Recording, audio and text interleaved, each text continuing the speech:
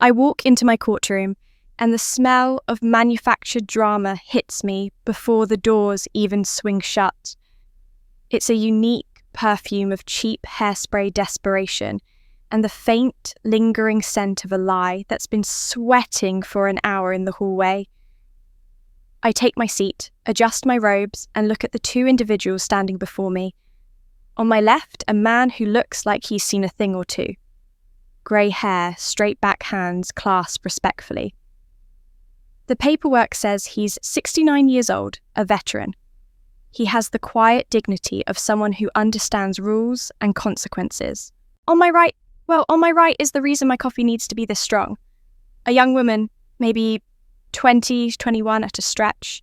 She's dressed like she's on her way to a music festival, not a court of law. There's a smirk playing on her lips, a look of profound boredom in her eyes, as if this whole justice thing is a major inconvenience cutting into her valuable time. She's already decided she's the smartest person in the room. A fatal mistake when I'm in the room. Bird hands me the file. I scan it. Plaintiff Frank Miller, defendant Tiffany Hayes. The complaint is for assault and damages related to a verbal and physical altercation. I put the papers down and look directly at the defendant, Miss Hayes. "You're Tiffany Hayes," I ask. My voice is flat. It's a tool. She shifts, her weight popping her hip. "Yeah, that's me." The casual disrespect is a neon sign. I ignore it for now. I turn to the plaintiff. "Mr. Miller, you're suing Miss Hayes for $5,000. The complaint says she assaulted you. In plain English, not lawyer speak, tell me what happened." He clears his throat. His voice is steady.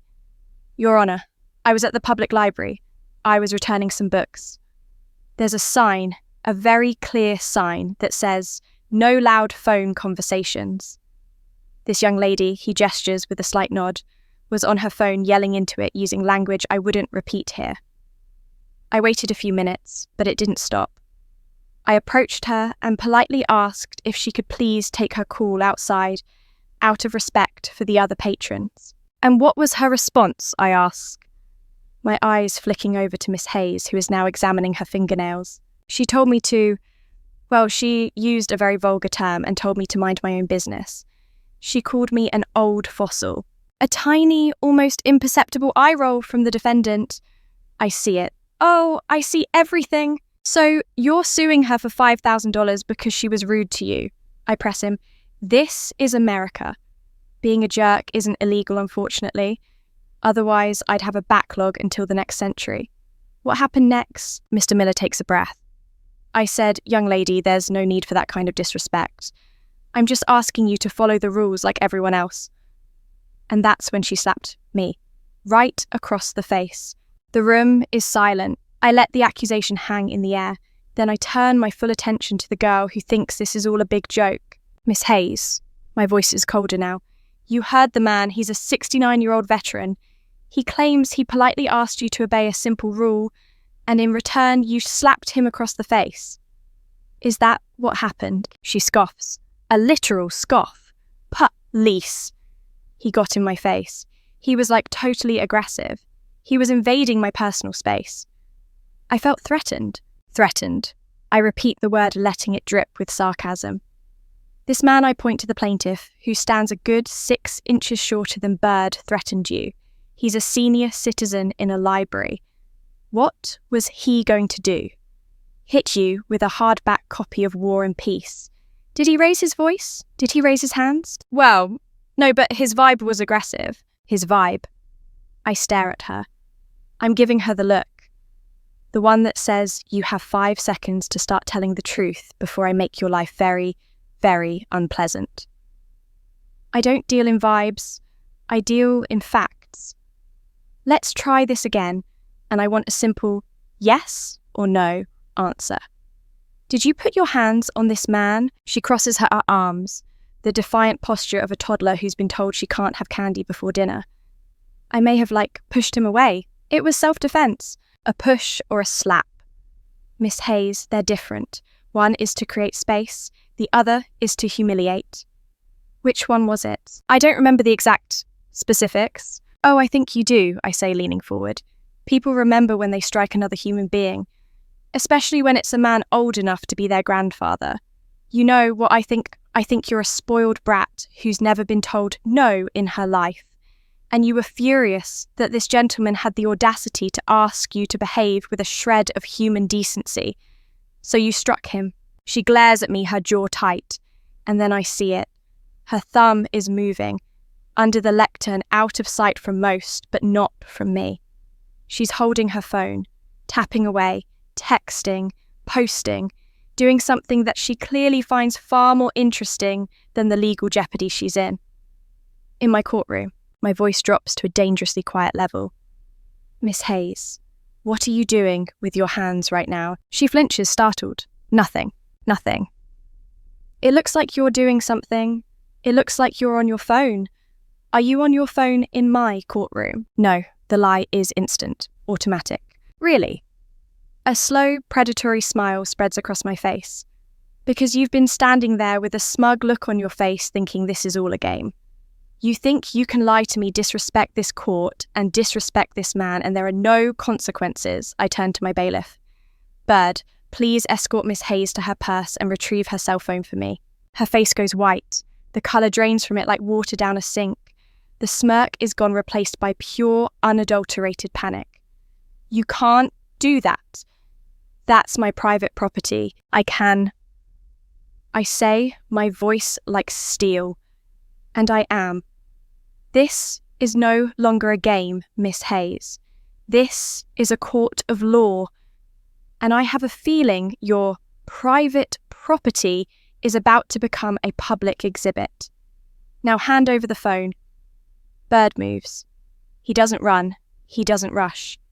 He walks with the deliberate, unhurried pace of a man who knows he has all the authority he needs. Miss Hayes takes a step back, clutching her purse to her chest like it contains state secrets. It probably contains a half-empty lip gloss and a mountain of bad decisions. Don't touch my stuff, she squeals, her voice hitting a pitch that could shatter glass. I lean into my microphone. Mum, let me be very clear. My bailiff is going to retrieve your phone. If you interfere with him in any way, I will add a charge of contempt of court, and you'll be spending the rest of your afternoon in a holding cell thinking about your vibe. Is that what you want? Her eyes dart between me and the approaching form of Bird. The wheels are turning in that head of hers, and I can almost hear them squeaking. She's calculating. She's realising for perhaps the first time in her life that her attitude isn't a superpower. It's a liability. With a dramatic, theatrical huff, she snatches the phone from her purse and shoves it at Bird. He takes it without a word and places it on the bench in front of me. I pick it up. It's pink. Of course it is. What's the passcode? I'm not giving you that. Excuse me. I raise an eyebrow. Did you just say no to me? It's my right to privacy, she declares, puffing out her chest. Your right to privacy ended when you turned my courtroom into your personal social media studio, I shoot back. And it really ended when I caught you in a lie. Now, I'm going to ask you one more time, what is the passcode? If you refuse, I'll get a warrant. It will take about 20 minutes. During that time, you'll be detained. We'll get into the phone one way or another. The only difference is how much more trouble you get yourself into. The choice is yours. Tick-tock. I watch her jaw work. The defiance is warring with the dawning terrifying realization that she is completely out of her depth. She mutters the numbers, her eyes burning holes in the floor. I punch them in. The phone unlocks. It's exactly what I expected. A chaotic mess of notifications from apps with names I don't understand and don't care to. I go straight for the one I suspect. Snapchat. It's right there on the home screen. I tap it. Her most recent post, her story, is right at the top. It was posted 1 minute ago. I look at the screen, then I look at her. A slow, cold wave of vindication washes over me. It's a beautiful thing when someone's arrogance hands you the rope to hang them with. I clear my throat and read from the phone, my voice echoing in the silent room. The screen shows a picture of you, Miss Hayes. A selfie. You're smiling, making a little peace sign with your fingers. and the location tag says, "Oh, look at that. Hall of Justice." How clever. Mr. Miller is staring his face a mask of disbelief. Miss Hayes looks like she's about to be physically ill, and there's a caption. I continue twisting the knife. Let's read the caption, shall we? It says, "In court with this boring old fossil." I pause, letting the words sink in. I look over the rim of my glasses at Mr. Miller. I believe old fossil was the term he said you used against him at the library. Seems to be a favourite of yours. I turn my gaze back to the defendant. Her face has gone from white to a blotchy, panicked red. The smirk is a distant memory. But it doesn't stop there, I say, my voice laced with ice. There's more. He's totally lying about me slapping him. LOL. What a drama queen. Can't wait to get my $5,000 for my wasted time. I put the phone down on the bench. The silence in the courtroom is absolute. It is the sound of a lie dying a very public death. So not only did you lie to this court under oath, I say, my voice low and dangerous, not only did you disrespect a veteran in a public place, not only did you assault him, but you had the gall to stand right there in front of me and broadcast your contempt for the entire process to the world. You're not just a liar, Miss Hayes. You're a fool, a proud one. She opens her mouth, but only a squeak comes out. Don't speak, I command. You've done enough talking for one day. Your little post here isn't just an admission, it's a confession gift wrapped in stupidity. I look up at the control booth. Mr. Johnson, my producer, I'm going to hold this phone up to the bench camera. I want you to project what's on this screen onto the large monitor for the entire courtroom to see. Let's all get a good look at Justice Snapchat style. I hold up the phone. On the giant screen behind me, her smug peace sign flashing face appears, the damning words glowing beneath it for all to see. A collective gasp ripples through the audience. Her humiliation is now complete, and it is magnificent. The image on the screen is brutal. It's a monument to her own arrogance. She can't look at it. She's staring at her ridiculous shoes, her posture finally broken. The defiant hip-hop is gone, replaced by the slump of someone who has just been publicly and irrefutably exposed. For the first time, she looks her age young, dumb, and terrified.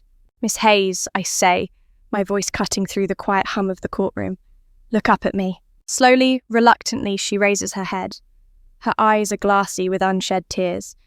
But I'm not in the business of handing out tissues. I'm in the business of handing out consequences. Do you understand what you've done? I ask.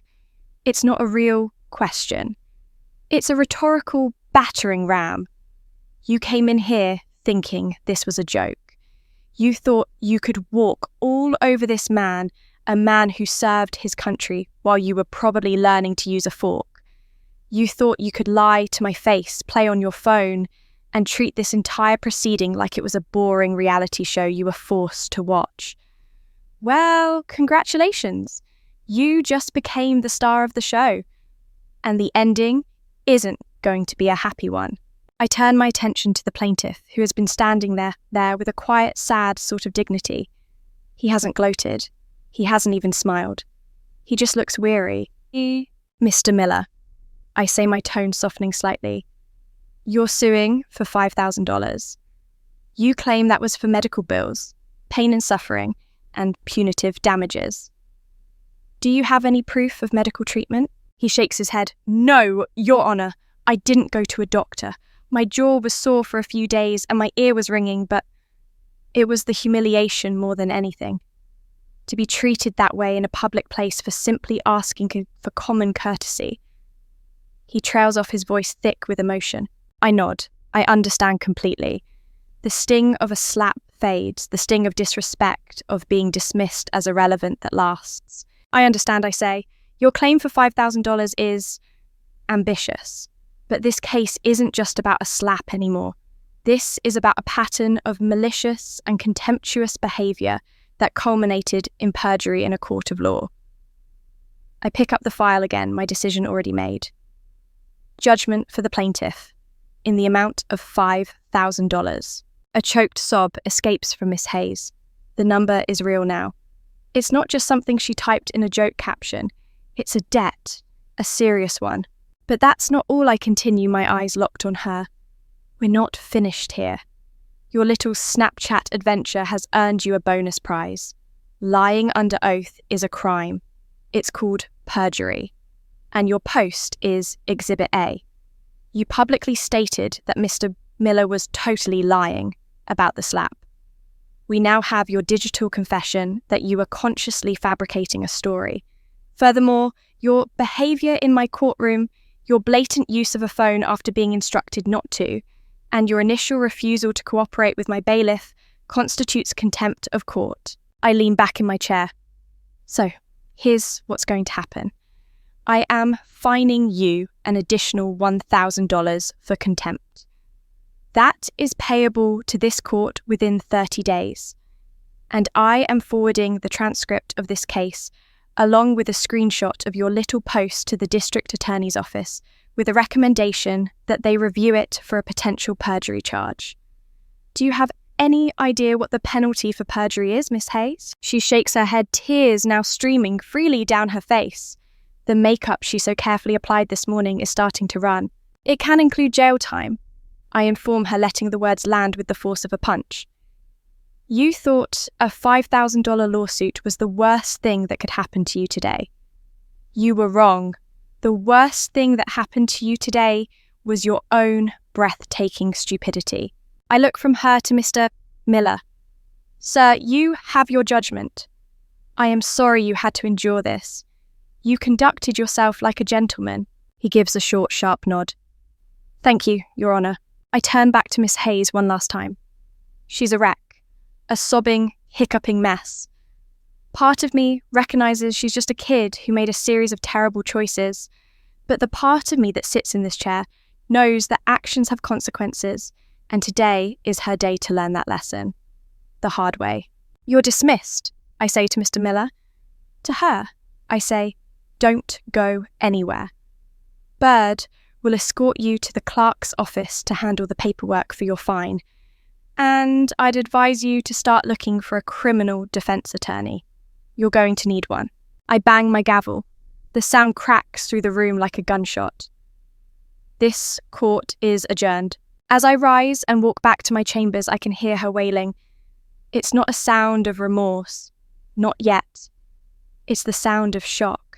It's the sound a spoiled child makes when the world finally unequivocally tells her no. I take no pleasure in it, but I take satisfaction in the fact that at least for today in my courtroom there was accountability. The truth, as it so often does, came out. Sometimes it whispers. Today it came in the form of a selfie and a caption broadcast on a giant screen for all the world to see. And it was glorious. Back in my chambers, I take a sip of water. The silence is a welcome relief from the high-pitched frequency of willful ignorance. I don't feel triumphant. I don't feel angry. I feel tired. Tired of the endless parade of people who think life is a video game with a reset button. They lie, they cheat, they hit, and they expect no repercussions. They document their own foolishness on their little pocket devices and wave it around like a flag of victory, too dim to realise it's a signed confession. This girl Tiffany isn't an anomaly. She's a symptom of a world where everyone gets a trophy, where feelings are more important than facts, and where personal responsibility is a quaint, outdated concept like a rotary phone or a handwritten letter. She believed her vibe was a legal defence. She thought he was aggressive, was a magical incantation that absolved her of slugging a senior citizen. Bird knocks once and enters his face as impassive as ever. That's one of the things I appreciate about him. He sees the same circus I do day in and day out, and he never flinches. Problem, Bird? I ask, already knowing the answer. The drama rarely ends when the gavel falls. Miss Hayes is refusing to go to the clerk's office, Judge. He says, his voice a low rumble. She's in the hallway, making a scene. A scene? I raise an eyebrow. What kind of scene? Is she singing opera or just the usual garden variety hysterics? Hysterics, he confirms. And she made a phone call. Her mother is here. Of course. The mother?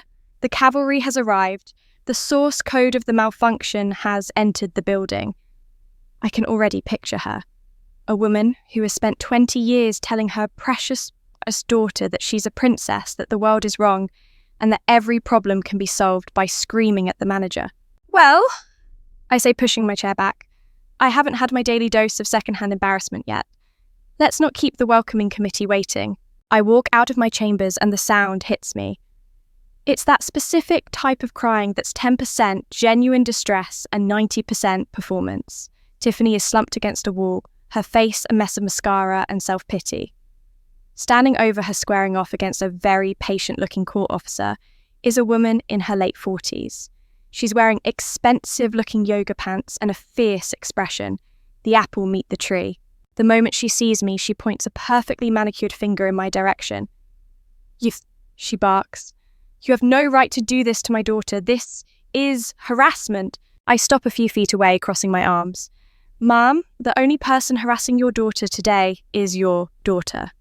She harassed a 69-year-old man in a library, and then she harassed my intelligence by lying to me. Who are you? I'm Sharon Hayes, her mother, and I'm a taxpayer. I pay your salary. Ah, the classic, the last refuge of someone with no coherent argument. Congratulations, I say, my voice flat. Based on your daughter's behaviour, I'd say you've overpaid. Now, your daughter has been ordered to pay a $5,000 judgment to the man she assaulted and a $1,000 fine to this court for contempt. She has been instructed to go to the clerk's office to arrange payment. Is there some part of that simple instruction that you're having trouble comprehending? She's just a child. She's emotional. She has anxiety. The excuses come spilling out a pre-rehearsed litany of victimhood. That old man provoked her. You saw how he was, and you humiliated her on television. You put her phone up on that screen. That's an invasion of privacy. I take a step closer. My voice drops, losing all warmth. Let me explain something to you, Mrs. Hayes, since you seem to be operating under a number of dangerous delusions. First, your daughter is not a child. She is an adult, and her assault of Mr. Miller was an adult act, with adult consequences. Second, her anxiety did not prevent her from plastering her smug face all over the internet, bragging about her crime and the lie she was about to tell. Her phone was not private. The moment she used it to commit perjury and mock the justice system, it became evidence. The best piece of evidence I've seen all month. I gesture toward the sobbing figure on the floor. And third, and most importantly, this is your creation. This puddle of entitlement on the floor who thinks rules are for other people. This is the result of a parent who never taught their child the meaning of the word no.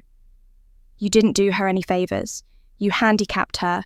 You sent her out into the world with no armour, no common sense, and the deeply mistaken belief that she could solve any problem by throwing a tantrum.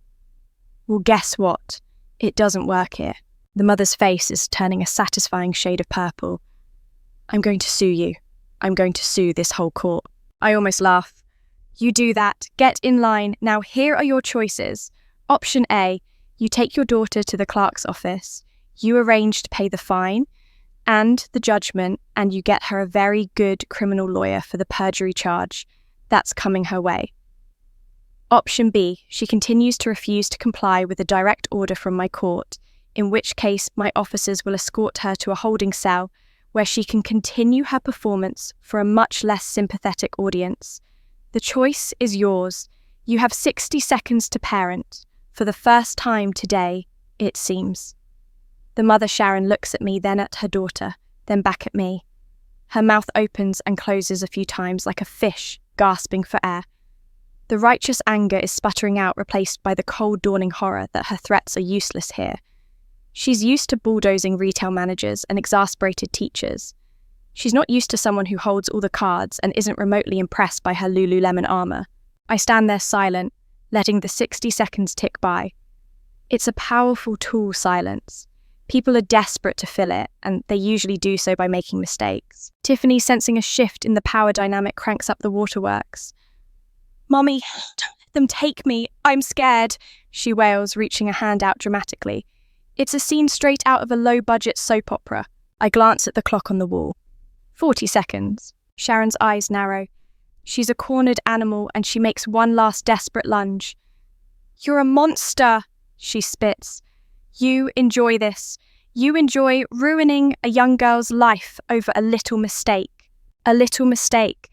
I repeat, my voice dangerously calm. Assaulting an elderly man is a little mistake. Lying under oath is a little mistake. Hey, no ma'am. A little mistake is using salt instead of sugar in your coffee. What your daughter did was a series of deliberate, malicious choices. And what you're doing right now is called enabling. The life she's ruining is her own with a big assist from you. I'm not the monster in her story, I'm the consequence. And it's a lesson she is long, long overdue to learn. I look at the court officer. 20 seconds. That's the magic number. The reality of the holding cell, the cold metal bench, the loss of control, it finally penetrates the bubble of entitlement. Sharon grabs her daughter's arm none too gently. Get up, Tiffany. Get up right now. Tiffany looks at her bewildered. But Mummy, now, Sharon hisses, hauling her to her feet. The performance is over. The curtain has fallen. Tiffany stumbles upright, wiping her nose on the back of her hand, leaving a black smear of ruined makeup. We'll go to the clerk's office, Sharon says to me, her voice tight with fury and defeat. But you haven't heard the last of this. I'll be filing a complaint with the Judicial Review Board. I have friends who are lawyers. Good, I say, turning to walk away. Tell your lawyer friends to bring a copy of the Snapchat post to the hearing. It'll save us all some time. I don't look back. I don't need to. I can feel the heat of her glare on my back. I walk back into my empty courtroom, the silhouette's a stark contrast to the chaos in the hall. The giant monitor is blank now, but the image of that smug selfie is burned into my mind. LOL, she wrote, laughing out loud. She's not laughing now. It's a small victory. A tiny blip in the relentless tide of human folly that flows through this room every day. But it matters. It matters because Mr. Miller, a man who deserved respect and received violence, got a measure of justice. It matters because for one brief shining moment, a young woman who believed she was untouchable was forced to touch the hot stove of reality. Maybe the lesson will stick. Maybe, as she's working a second job to pay off the $6,000 she owes, she'll think twice before she dismisses someone as an old fossil. Maybe, when she's meeting with her criminal lawyer, she'll realise that lying has a price far steeper than she imagined. Maybe. But I'm not in the business of maybe. I'm in the business of right now. And right now, the books are balanced. I sit in my chair looking at the empty plaintiff and defendant stands. The ghosts of 1,000 stupid arguments and flimsy lies linger in the air.